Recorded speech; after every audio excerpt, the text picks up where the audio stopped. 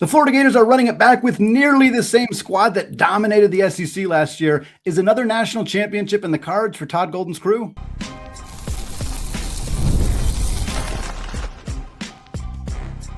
You are Locked On College Basketball, part of the Locked On Podcast Network. Your team every day. What's up, folks, and welcome into the Locked On College Basketball Podcast. I am your host and longtime college basketball podcaster, Andy Patton, joined by my co-host and good friend, Isaac Schade, as we do our third in our series here of team preview episodes. We've been trying to do these team previews while also picking teams that don't have any roster movement still to come, as that has been a challenge with the new 5-5 lawsuits that have been going on. We talked about UConn on Wednesday. We talked about Arizona. Isaac did with the great Leaf Tulane on Thursday's show. And now here we are talking about Todd Golden and the Florida Gators, looking to run it back with nearly the same exact group they had last year. Some tremendous continuity for them. We're going to talk about that. This team keeping the front court intact. We're also going to give you some lineup predictions, some X factors for this Gators roster. Take a look at their non-conference schedule and make some predictions. Will they win the SEC? Will they get another number one seed? Do they have the ability to avenge last year's early upset in the NCAA tournament and potentially get back to the Elite Eight, Final Four, maybe even national championship game? But Isaac, we start with storylines. Obviously, a huge one for Todd Golden is the fact that many of their players seemed destined to go to the NBA, and in previous eras, they all would have been gone in the NBA. But with NIL and with the ability to pay these players, we have an unbelievable amount of roster continuity for this Gators club. Yep. And that's number one, Andy. And it starts in the front court is big storyline number one. As you said, it's a big storyline and quite literally true because you get Reuben Chinyelu back as your 5. You get Tommy Haugh and Alex Condon back at 3 and 4. And that's incredible stuff. Yes, Micah Handlogton is out the door, but he was technically out of eligibility. So there was all that stuff, right? And with all due respect to brother Handlogton, whose humility to burn a red shirt was a key factor in that national championship run. He was the most dispensable of that front court quartet. Also shouts to Olivier Rioux, who is out the door to UC Irvine. But man, to get these 3 dudes back now for, a third straight year is incredible. And so, and the continuity goes beyond the 3 of them, but that's where all the strength was quite literally last year for the Florida Gators. And so to me, there is no storyline we can start with other than the returning strength of this Florida front court.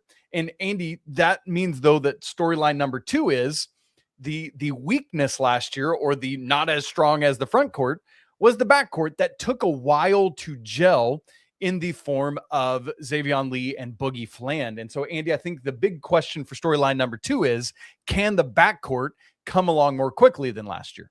Yeah, I mean, I think that's what you have to see. And obviously the fact that Fland is returning is a huge part of that, because he was a lot better in the second half of the year than he was in the first half. And again, that this front court returned last year as well, but the entire backcourt was new. They lost Walter Clayton Jr., they lost Elijah Martin, they lost Denzel Aberdeen. We'll talk about him obviously here in a second, but they lost that whole backcourt and had to start from scratch. And this year they don't have to do that, because not only is Fland back, but so is Aberdeen. He transfers back after spending a year abroad, quote unquote, in Lexington, Kentucky, with Kentucky, and now he's back in Florida. Obviously, eligibility is still an issue with him. He's eligible via the Colorado lawsuit because he entered the transfer portal back in April, but assuming that Aberdeen is able to play for this team, you effectively have 5 starters who all are returners, because Aberdeen, he didn't play with Fland, and that's a huge question.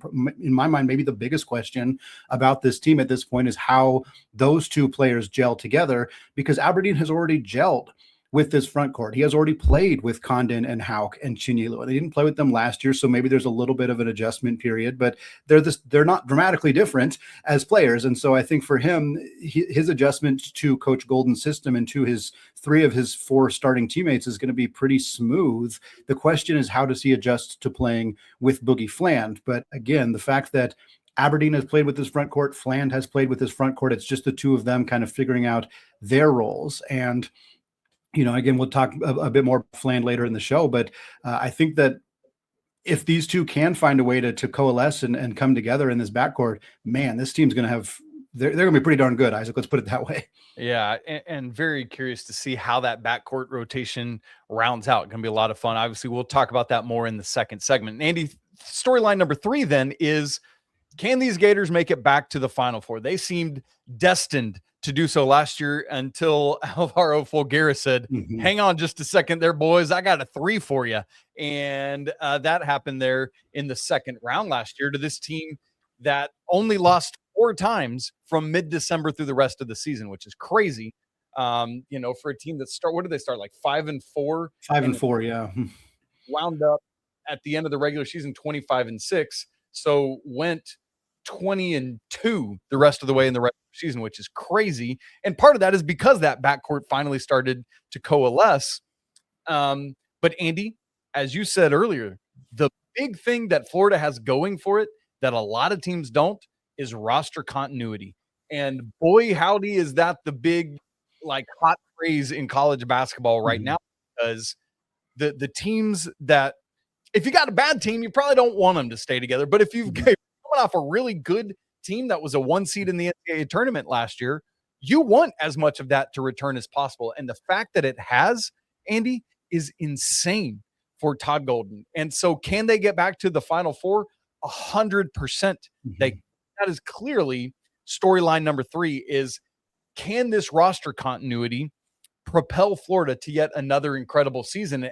And frankly, as I look around the rest of the SEC, maybe it's Texas, maybe it's Tennessee, Arkansas, but I think there is a bit of a gap between the Gators as the tier 1 SEC team. I don't know, Andy, push back if you disagree, and maybe we can hold that for segment 3, but I don't even know what other SEC team we would put above tier 2.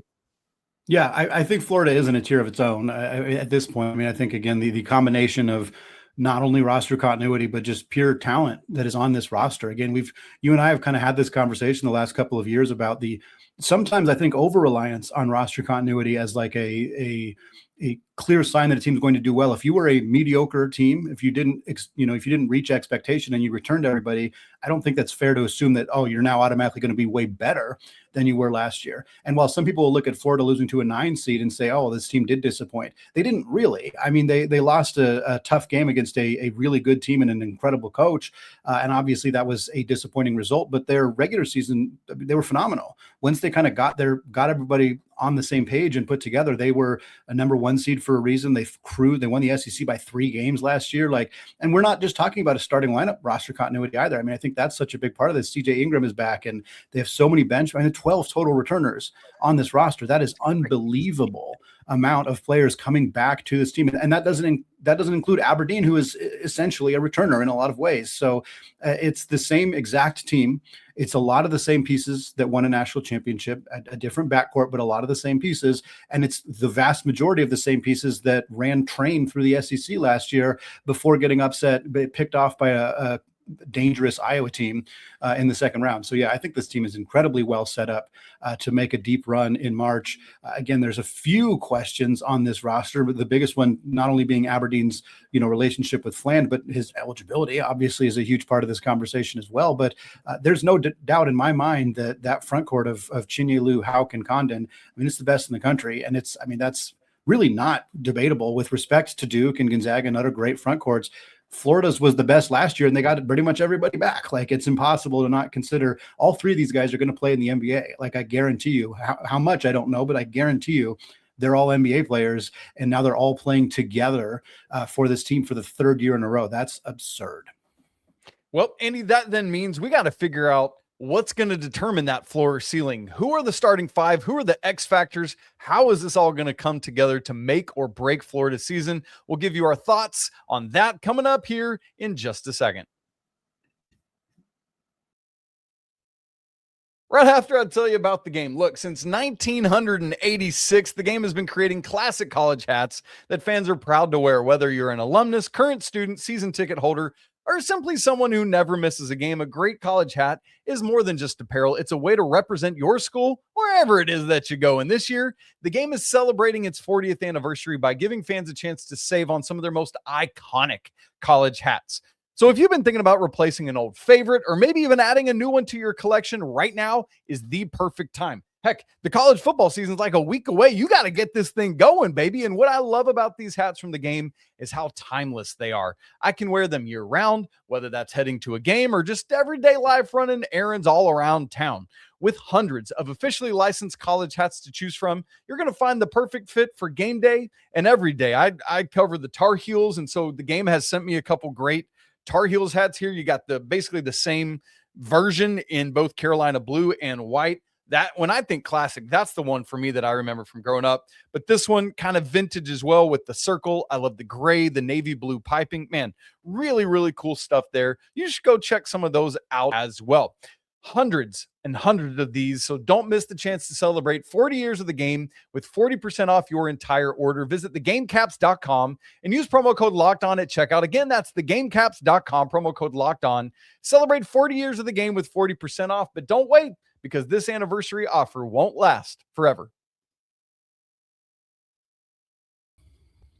All right, Andy, we're coming back into this thing here. We got now to talk about Florida's personnel, which we've already done some, but we want to make specific predictions about the starting five, about the X factors, and again, with the team that brings back so much. Those conversations maybe not quite as interesting with the starting five, but quite very interesting with the X factors. But let's start with that starting five for Todd Golden. Andy, who's it going to be? Yeah, I mean, it's the same four as last year with Denzel Aberdeen stepping into Xavier Lee's spot. I mean, I don't think there's any real mystery here. I mean, when you and I did this about UConn on Wednesday show, it was a little bit of like, well, Jaden Ross maybe, but like we felt pretty good about that starting lineup, especially while Solo Ball is injured. And it's like this Florida team is maybe one of the few that's even more ironclad, set in stone at this point. Again, if Aberdeen does not get eligible, then maybe you'll see somebody like CJ Ingram or Urban Clavzar step into the starting lineup. Probably Clavzar, I think. But there's no reason to not continue to start Haugh and Chinyelu and Condon. They're three of the best players in the country and at the best of their positions. Boogie Fland, he was a little inconsistent at times last year, but he is very clearly going to start again. And I think Aberdeen is a really nice fit in this starting five. I think he's maybe a better fit than Xavier Lee in the sense that he does not need the ball as much to succeed, and I think can maybe play a little bit more off the ball. That puts the ball more in Boogie's hands, which look and work. But if it does, I think this team's in great shape. There's pretty clear role definition because of the continuity for this team, and so many programs don't even have complete rosters at this point, but certainly don't have that level of role definition already kind of set going into the season. And Andy, to your point, I was looking back. I knew it was a lot, but I couldn't remember. Outside of Haugh, Condon, Chinyelu, Fland, and Lee, there were a grand total. You want to guess how many starts there were outside of that five last year for Florida? Like three. One off. It's two. Wow. Micah Hanlockton started once for Tommy Haugh and once for Alex Condon. Fland, Lee, Chinyelu started every game, and Haugh and Condon started all but one each. Mm-hmm. So, I mean, it's like, not only is it the same starting five, but it's a starting five that started whatever 35 times 5 minus 2 is of Florida's games last year.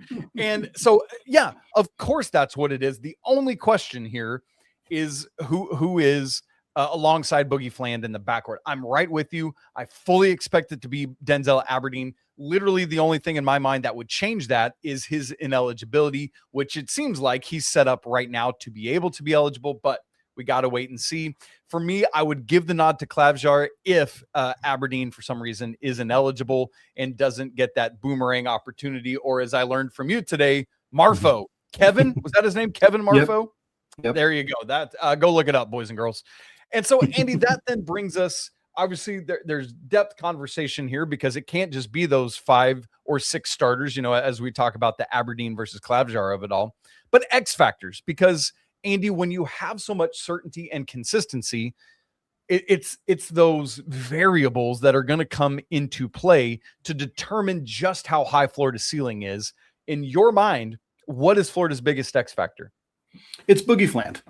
You know, and it's Boogie Fland's relationship with Denzel Aberdeen in terms of how they gel together in the backcourt. I mean, I don't think it's particularly close because so many other questions you would typically have about a team, we can look at previous data because they've played together. We've seen this. We've seen how this bench plays. We've seen how the starting lineup plays. We've seen how Haugh looks playing the 3 as opposed to playing the 4. Like, we already have answers to so many of those questions. Fland averaged 3.5 assists per game last year. I think Lee averaged like 4.2. So they were pretty similar. It was a 2-point guard lineup. It was 2 point guards and then 3 big men. It was a kind of a unique roster setup for Golden last year. And this year it's a little bit different because Aberdeen is not quite as much of a point guard. He's still a pretty ball dominant guard. He ended up kind of taking the reins for Kentucky last year because of the injuries to Jalen Lowe and the lack of readiness, I guess, for Jasper Johnson is maybe a better way to put it. But for Fland, he played a lot on the ball as a freshman at Arkansas. He averaged over 5 assists and less than 1.5 turnovers per game. He was very good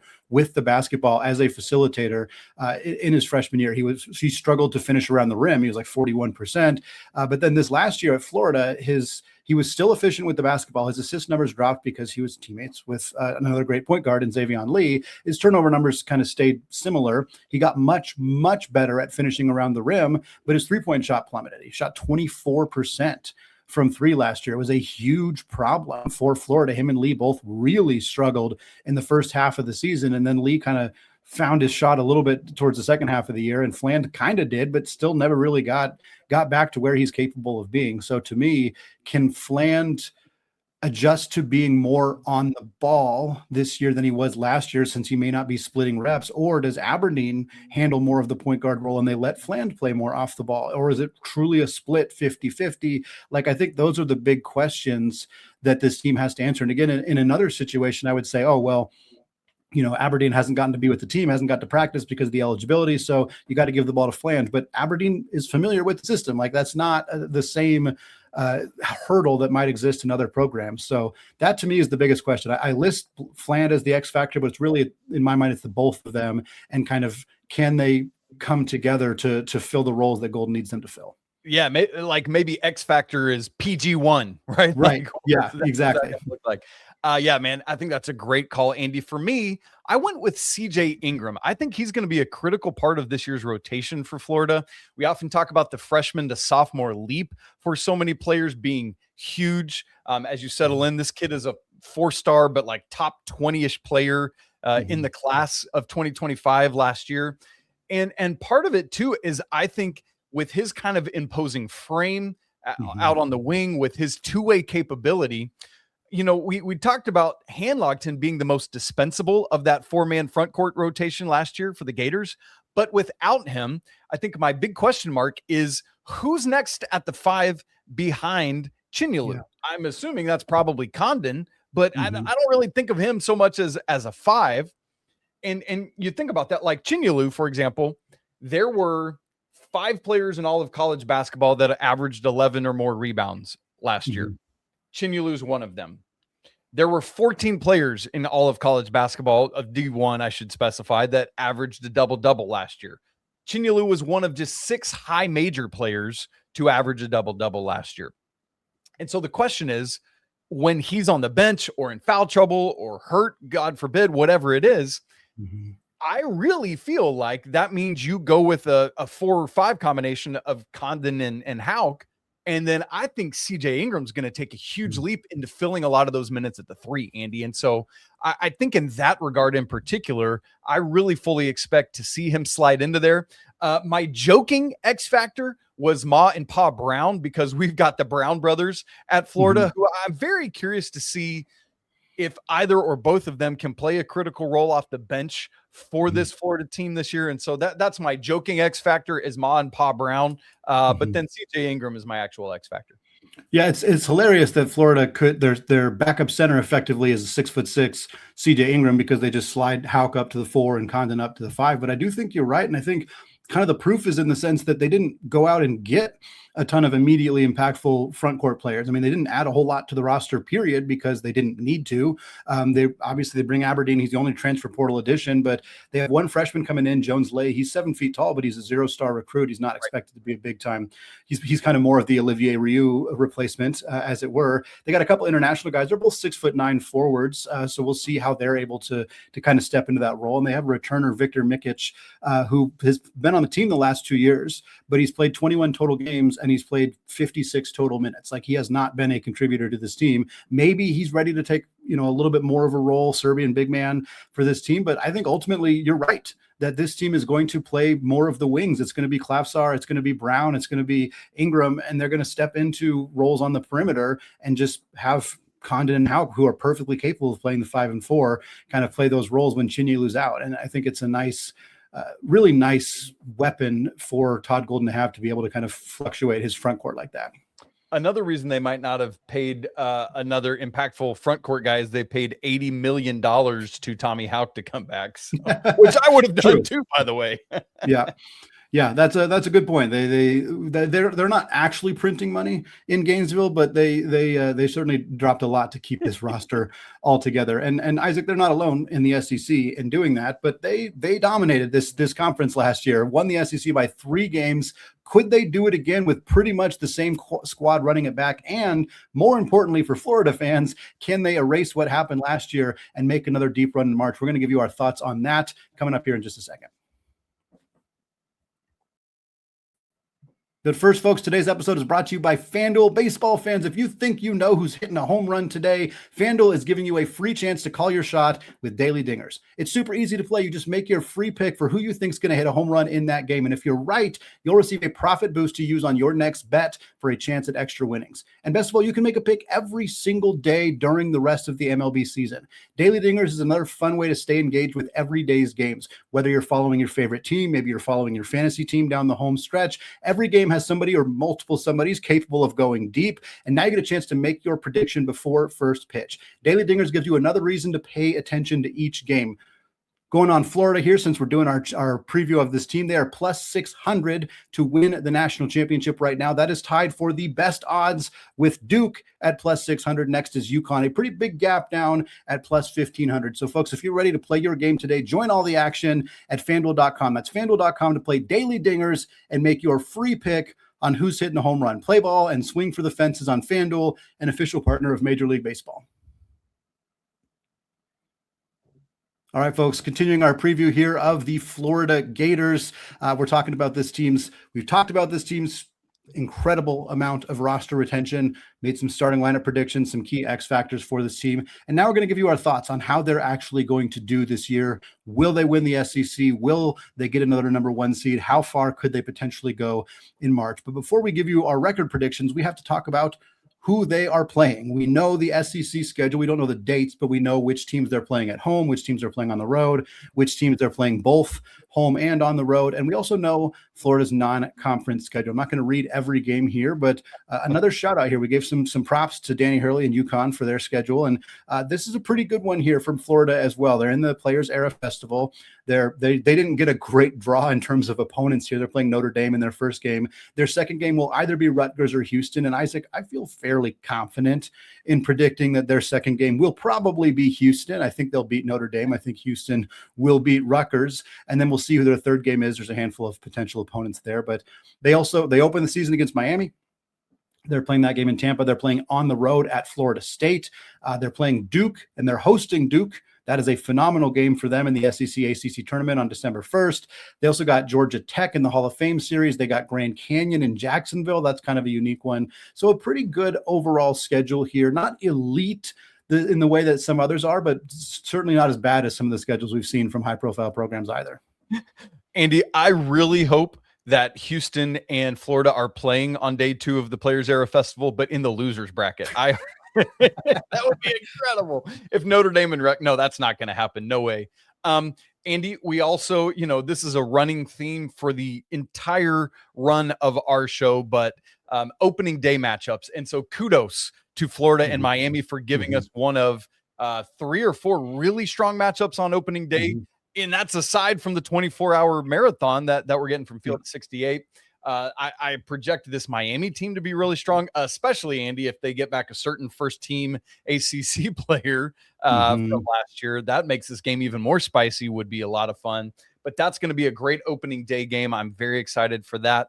As you said, by the way, this was a slip of the tongue, but I got really excited. You said SEC ACC tournament, and I'm here for an SEC ACC all out brawl, like instead of like the actual SEC ACC, what do we actually call it? You know what I mean? Right. And so that would be a lot of fun. Maybe that's what the Super League's going to end up being, but that'll be great. Look, Grand Canyon in Jacksonville, that's a sneaky, interesting game. I love that you pointed it out, and very curious to see obviously who that third matchup is going to be in Players Era Festival, because Houston, Florida would be epic to see, and so many possibilities for game 3 there as well. There's some really high level games here on the non-con. It's not the low. You talked about Dukes, who was the other favorite going into the season. This is not Dukes, nor is it like Arizona's non-conference schedule. It's strong, but not like elite level, and that's okay because the SEC, of course, is going to be a gauntlet. Yeah. And and we look at I know we talked about the SEC matchups when they first came out a couple of weeks ago. Florida's got a pretty good one here. I think it's favorable to them in the sense that, we already expect them to be probably going into the season the favorites to win the SEC. And I think the schedule helps them in that regard. There's 3 teams that they will play twice this year. That is Georgia, South Carolina, and Texas. Texas might very well be the second best team in the league, so that is not an easy matchup for them. But South Carolina and Georgia are not, I don't think, going to be in the top tier. In fact, I think South Carolina is going to be towards the bottom tier in this conference. They get Kentucky at home, they get Oklahoma at home, Vanderbilt, Texas A&M, Missouri, and Ole Miss at home. They do have to go on the road to Tennessee. That's a tough one. They also have to go to Bama and Arkansas and Auburn, LSU, Mississippi State. So again, there's no easy schedules in the SEC, but I think this is a schedule that should help this team, do what they're expected to do or what they want to do. And Isaac, we teased it. They've won the SEC by 3 games this year. So I'm going to ask you, do you think they will A, win the SEC again this year? And B, do you think they have the ability to win it by 3 or even more games in 2027? Yes to question 1. I think they do win the SEC game. Like, again, there's nothing to suggest that they won't. Everything being equal and what we know on paper. Pending who Kentucky adds, I think that's a factor in it. Yep. But I'm with you. I think probably on paper for me, Texas or Arkansas is probably number 2 in the SEC. I do think they win by multiple games again, but I'm going to go with 2 this year instead of 3 or more. So I would take the under if you posed me that specific question. What about you though? Yeah, I'm probably also taking the under. The thing that's interesting to me is I feel like the next tier, if we do have Florida in its own tier, which I think I'm kind of more and more feeling, because I think the other teams are all really bunched together. Like you mentioned Arkansas, you mentioned Texas, you mentioned Kentucky, depending on if they get a Mark Mitchell, Jackson Fuller type addition to round out their roster. I would also toss Tennessee in that mix. I'm concerned about Rick Barnes's lack of roster continuity, but the talent is there, and he's a great coach, and I think that team will come together in a nice way. I think Alabama's sneaky good. I'm a little worried about their guard depth. And then now, we got to talk a little bit about the fact that Oklahoma not only added BJ Edwards, but Isaac, they added Duke Brennan. That is a massive, literally, addition to the front court for Porter Moser's team. He's one of those other 6 players that averaged a double-double. Exactly. He's incredible. Yeah, just tremendous size added to that team with BJ Edwards. They already returned Xavier Brown. Like that's a really good squad. If Pop Isaacs is healthy, they're probably a little below that tier. We haven't even mentioned Vanderbilt, who also is in a great shape with Tyler Tanner, one of the best returners in the conference, probably the best one, not named Thomas Haugh, if we're being honest. So I think there's a tier with Florida and then like 5 teams in the second tier. I think they might beat each other up if Florida kind of escapes. I think they could win it by 2. I think they could win it again by 3. I'm going to predict 2, but I feel fairly confident even in this league that Florida is the team to beat and that they will end up with another SEC regular season crown. Yeah, Andy, that makes a lot of sense to me. And of course, like I hate that this is part of the conversation. Shouts to the Big East and your new Pac-12. But with the unbalanced schedule, you just never know in a lot of ways. All right, Andy, we're getting toward the end of our time here, so we need to make predictions about both the record and postseason and where things go. So why don't you lump that together? Give us your thoughts on how the Gators will do this season and where it's going to all wind up in when we get to March. Yeah, I got them at 12-2 in the non-con. I think hosting Duke helps a ton.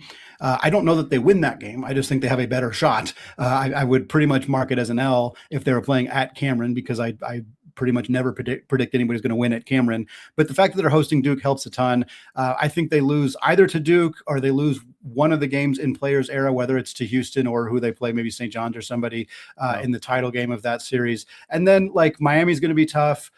Florida State's not a better team than them, but it's a road game early in the season. Again, that helps Florida in the sense that they have much more roster continuity. But I was close to going 13-1. I'm going to stick with 12-2. I remember that last year, again, this team's 5-4 through their first 9 games, so they struggled there.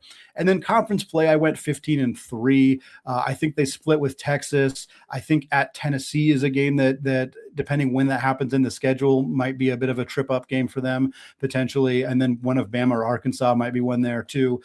So I got them at 27-5. I think 15-3 wins the SEC. It's probably not by 3 games, but it probably wins it by 1 or 2. And then 27-5 should absolutely get them a number 1 seed. And again, if this team's a 1 seed going into the tournament with this level, assuming everybody's healthy throughout the year, I think they become an immediate favorite to get back to the Final Four and to potentially win the second national championship in 3 years for this Florida team. Ooh, that would be crazy, Andy. Yeah, as you look at the non-con, their 2 toughest games are at home, Miami and Duke, pending who they play, pending Houston, and pending the third Players Era game. But of the games we know, those are the 2 hardest games. And they're in Gainesville. And so I think you're right to expect a much better non-con than Florida had last year, regardless of how quickly the backcourt gels or doesn't gel. And so that 12-2, I'm just going to rock with that because I want to go different, but it's like maybe you lose one of those home games and maybe somebody else trips you up. But I just don't see it, Andy. And so, yeah, the likelihood would more be at Players Era Festival struggling, right? And so there's that. In terms of SEC play, they won it last year with a 16-2 record. I think the SEC was a little down in air quotes, but just compared to the prior year where they set records. And so I'm going to go with 14-4 as mine, just because I think it's going to be a tougher road to hoe. Better non-con record, 2 games worse, for me, but I still think that's enough to win the SEC by 2 games there. So I'm going 12-2 and 14-4. So 1 game worse than you there at 26-6, which is enough for me to get Florida to a 2 seed in the NCAA tournament. And pending how they do in the SEC, if they win the SEC tournament, that might vault them, but I'll go 2 seed.